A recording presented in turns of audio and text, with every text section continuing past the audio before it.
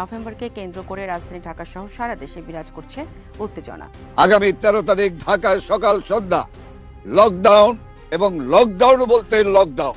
13 November Dhaka অচল করে দেওয়ার ঘোষণা পতিত আওয়ামী লীগের। আওয়ামী লীগের তরফ থেকে একটা হরতাল ডাকা হয়েছে, 2টা গাড়ি হয়েছে, সত্যি কথা। আর 9 জুলাই এবার হবে গণধোলাই। আগামী 13ই নভেম্বরকে কেন্দ্র করে ঢাকার রাজপথ নরকে পরিণত করার ভয়ঙ্কর পরিকল্পনা করছে আওয়ামী লীগ ও ছাত্রলীগের নেতাকর্মীরা। ইতিমধ্যে দলটির নেতারা লাইভে এসে সকল শ্রেণীর মানুষকে রাজপথে থাকার আহ্বান জানিয়েছে।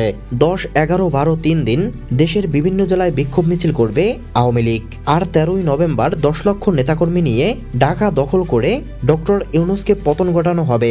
জানা যায় ইতিমধ্যে দেশের বিভিন্ন স্থানে ব্যাপক তাণ্ডব চালিয়েছে আওয়ামী লীগ ও ছাত্রলীগের নেতাকর্মীরা। পরিস্থিতি নিয়ন্ত্রণে আনতে অনেকটাই ব্যর্থ হয়েছে আইনশৃঙ্খলা রক্ষাকারী বাহিনী। তবে কি হতে চলেছে বাংলাদেশে, এ বিষয়ে বিস্তারিত জানতে সম্পূর্ণ ভিডিওটি দেখতে থাকুন। আজকে নভেম্বরের 9 তারিখ, আগামীকালকে 10 তারিখ। যে 10 তারিখকে কেন্দ্র করে 3 দিন একটা অস্থিতিশীল পরিবেশ তৈরি হবে এবং আওয়ামী লীগ সেই পথে হাঁটছে, এরকম ভাবনা দেশের মানুষের মধ্যে তৈরি হয়ে গেছে। বিশেষ করে আওয়ামী লীগের সমর্থকরা, অ্যাক্টিভিস্টরা যেভাবে সামাজিক যোগাযোগ মাধ্যমে লেখালেখি, ভিডিও শেয়ার এই কাজগুলো করছেন, এবং ওদিকে ভারতে অবস্থানরত জাহাঙ্গীর কবির নানক একের পর এক বিভিন্ন ইউটিউব চ্যানেলে সাক্ষাৎকার দিয়ে এই কথাটা যখন বারবার বলছেন, তখন এক ধরনের শঙ্কা সাধারণ মানুষের মধ্যে কাজ করছে। এবং শঙ্কাটা শুধুমাত্র সাধারণ মানুষের মধ্যে কাজ করছে না, শঙ্কাটা পুলিশের মধ্যেও কাজ করছে। গতকালকে পুলিশের ঊর্ধ্বতন কর্তৃপক্ষ থেকে ঢাকার 50টি থানায় বিশেষ সতর্কতা জারি করা হয়েছে। অর্থাৎ পুলিশের মধ্যেও একটা বড় ধরনের শঙ্কা তৈরি হয়েছে।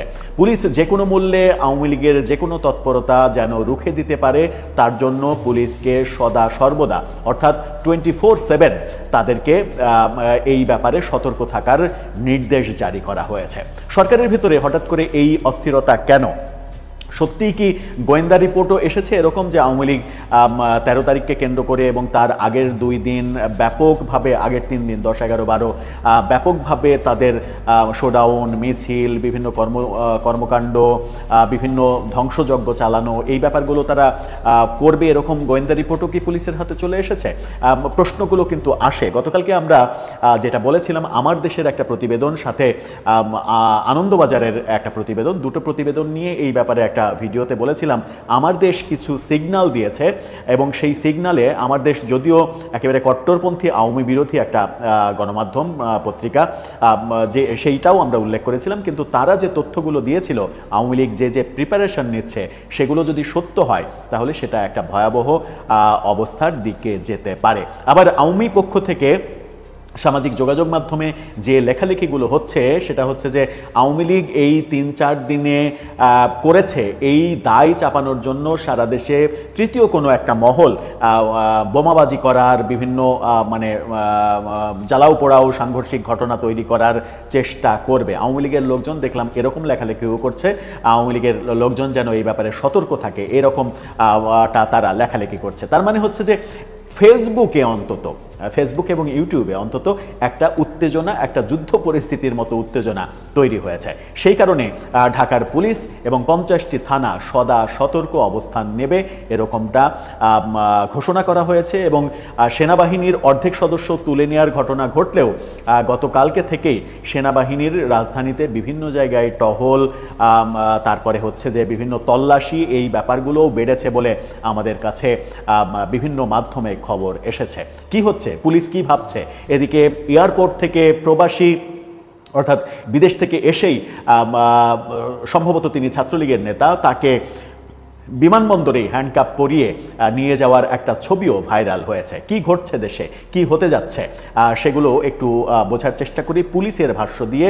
দৈনিক ইত্তেফাক কি তথ্য দিচ্ছে সেই তথ্যের ভিত্তিতে থাকবেন। বলছিলাম 13ই নভেম্বরকে কেন্দ্র করে একটা উত্তেজনা, তার আগে 10, 11, 12 এই 3 দিন সারা দেশে আওয়ামী লীগ বিভিন্ন ধরনের মিছিল, মিটিং, মানে মিছিলই তো মূলত এই কাজগুলো করবে, এরকম প্রচার প্রচারণা ফেসবুকে যখন চলছে, এবং রাজধানী লকডাউনের যে ঘোষণা 13 তারিখ, সেই 13 তারিখকে কেন্দ্র করে পুলিশের মধ্যে বিশেষ সতর্কতা জারি করা হয়েছে। ইত্তেফাকের রিপোর্টটা দেখলেই আপনারা বুঝতে পারবেন। সেখানে বলা হচ্ছে 13ই নভেম্বর ঘিরে সতর্ক অবস্থানে ডিএমপির 50 থানার পুলিশ।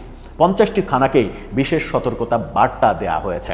কি বলা হচ্ছে, 13 নভেম্বর গণ অভ্যুত্থানে পালিয়ে যাওয়া মানে আওয়ামী লীগের আন্দোলন বা ব্লকেটের হুমকি দেওয়া হচ্ছে। এর পরিপ্রেক্ষিতে পুলিশ সদর দপ্তর বলছে আইনশৃঙ্খলা পরিস্থিতি ঠিক রাখতে প্রয়োজনীয় নজরদারি ও আগাম তথ্যের ভিত্তিতে গোয়েন্দা তৎপরতা চলমান আছে।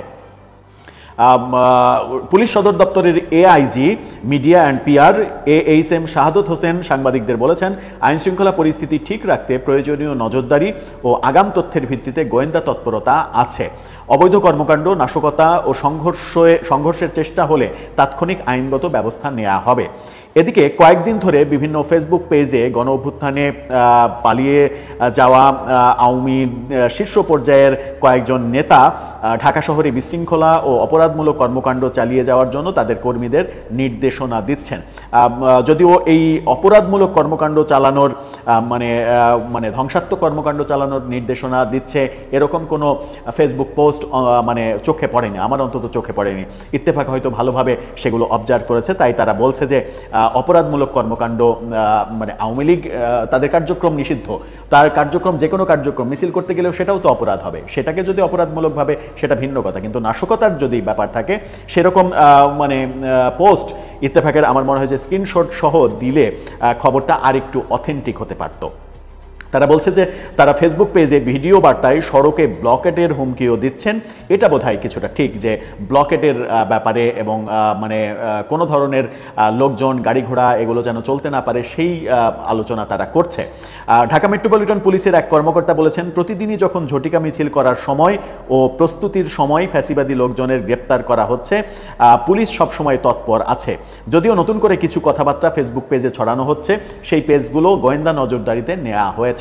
অর্থাৎ গোয়েন্দারা আওয়ামী লীগের বিভিন্ন ফেসবুক পেজ, অ্যাক্টিভিস্টদের বিভিন্ন ধরনের অ্যাক্টিভিজম গোয়েন্দা নজরদারিতে রেখেছে। কিন্তু এখানে একটা তথ্য নেই, সেটা হচ্ছে যে গোয়েন্দাদের কাছে স্পেসিফিক কোনো তথ্য আছে কিনা যে এই নাশকতা হতে পারে, এই জায়গায় নাশকতা করার তাদের প্ল্যান রয়েছে, সেরকম কোনো তথ্য এখানে নেই। সেই পুলিশ কর্মকর্তা বলেছেন যে সব বিষয় নিয়ে আইনশৃঙ্খলা বাহিনী কাজ করছে, পুলিশের সব বিভাগ থেকেই বিশেষ অভিযান সবসময় চলমান থাকে। এই অভিযানের লোকজন সবসময় তৎপর থাকে, সবসময় চলমান থাকে, তৎপর থাকে, তাহলে তো সেটা রেগুলার ওয়ার্ক হয়ে গেল।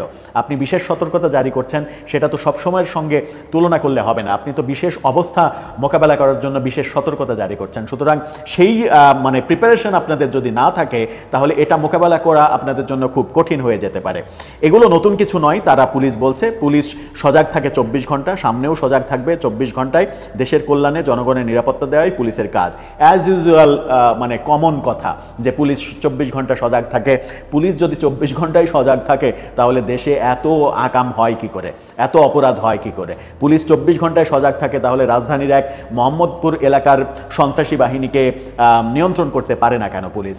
পুলিশের যে সংখ্যা, বাংলাদেশের জনগোষ্ঠী অনুযায়ী পুলিশের যে সংখ্যা, সেই সংখ্যা দিয়ে মানে যদি আমাদের ভেতরের নৈতিক অবস্থার পরিবর্তন করা না যায়, আমরা যদি একটা শৃঙ্খলাবদ্ধ জাতিতে পুনরায় আসতে না পারি, তাহলে পুলিশ যত সতর্কই হোক না কেন, কোনো কর্মকাণ্ড প্রতিহত করা কিংবা নির্মূল করা 24 ঘন্টা কেন 48 ঘন্টা সজাগ থেকেও সম্ভব নয়। পুলিশের যে সংখ্যা, সেই সংখ্যা এবং জনসংখ্যার আনুপাতিক হারে সেটা কোনোভাবেই সম্ভব নয়। সুতরাং এই অ্যাজ ইউজুয়াল কথা যে পুলিশ 24 ঘন্টায় সতর্ক থাকে, 24 ঘন্টায় ডিউটি করে, এখনও থাকবে, আগের মতোই যদি থাকবেন, তাহলে এরকম আদেশ জারি করার দরকার কি যে সতর্ক অবস্থানে থাকতে হবে 50টি থানাকেই?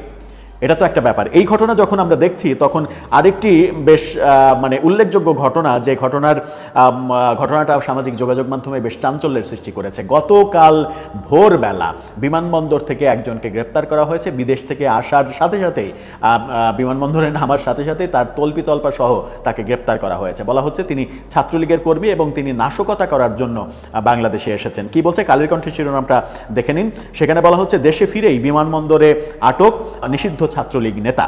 সেখানে ছবিটা খুব একটা পরিষ্কার নয়, যে শিরোনামটা দেখালাম, কিন্তু সামাজিক যোগাযোগ মাধ্যমে এই ছবিটার পূর্ণাঙ্গ অবস্থান পরিপূর্ণভাবে প্রকাশ পেয়েছে। সামাজিক যোগাযোগ মাধ্যমের থেকে নেয়া সেই ছবিটার পুরো অংশটা দেখে নিন। সেখানে দেখা যাচ্ছে যে এক হাতে হ্যান্ডকাপ পরানো, আর এক হাত দিয়ে পুলিশ তাকে টেনে নিয়ে যাচ্ছে, এবং বাম হাতে তার যে লাগেজ, সেই লাগেজ সামলাতে সেই ব্যক্তি ব্যতিব্যস্ত হয়ে পড়েছেন। কে তিনি একটু জানি।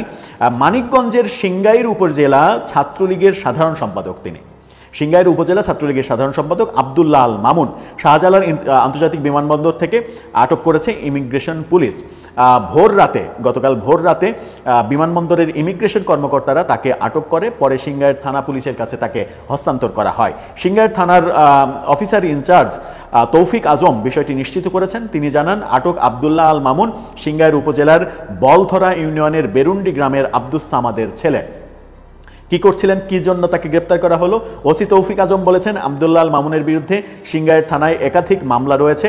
সরকার পতনের পর তিনি দুবাইয়ে আত্মগোপনে ছিলেন। শনিবার রাতে দেশে ফিরে এলে ইমিগ্রেশন কর্মকর্তারা তাকে শনাক্ত করে আটক করেন।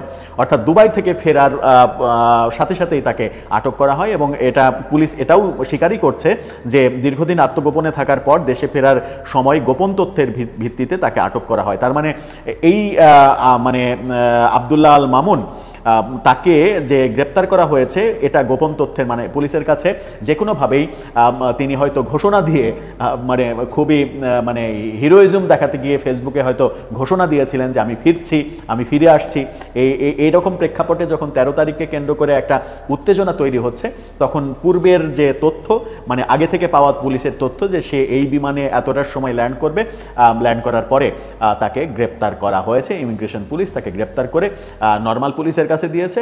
সেই ঢাকার পুলিশ, বিমানবন্দর এলাকার পুলিশ তাকে মানিকগঞ্জের সিংগাইর থানা কর্তৃপক্ষের কাছে হস্তান্তর করেছে। এবং এটাও আমরা গতকালকে গণমাধ্যম থেকে জেনেছি যে গতকালকে 31 জন আওয়ামী লীগ ছাত্রলীগের নেতাকর্মী সমর্থকদের গ্রেপ্তার করেছে পুলিশ। অর্থাৎ 13 তারিখের যে আয়োজন, আওয়ামী লীগের পরিকল্পনা, সেই পরিকল্পনা প্রেক্ষিতে পুলিশেরও একটা ব্যাপক পরিকল্পনা যে আছে, এবং পুলিশ যে সার্বক্ষণিকভাবে এই অভিযান পরিচালনা করছে, যেটা বলছিলাম যে গতকালকে থেকেই সেনাবাহিনীর টহল এগুলো বেড়েছে, এবং বিভিন্ন জায়গায় তল্লাশি এই ঘটনাগুলোও ঘটতে দেখা যাচ্ছে। তাহলে কি এটা বলা যায় যে ভারতে বসে থেকে আওয়ামী লীগ নেতা জাহাঙ্গীর কবির নানক এই লকডাউনের ঘোষণা, নতুন একটা শব্দের প্রচলন, যেটা আমরা করোনার সময় যে শব্দটা সম্পর্কে ধারণা পেয়েছিলাম, সেই লকডাউন শব্দটাকে এনে লকডাউন ঘোষণা করে দেশে অবস্থানরত আওয়ামী লীগের নেতাকর্মীদের এক ধরনের কি বলবো যে বিপদের মুখে ঠেলে দিলেন, নাকি সত্যিই তাদের কোনো পরিকল্পনা রয়েছে? দর্শক, আপনার ভাবনা কি জানিয়ে লিখতে পারেন আমাদের কমেন্ট।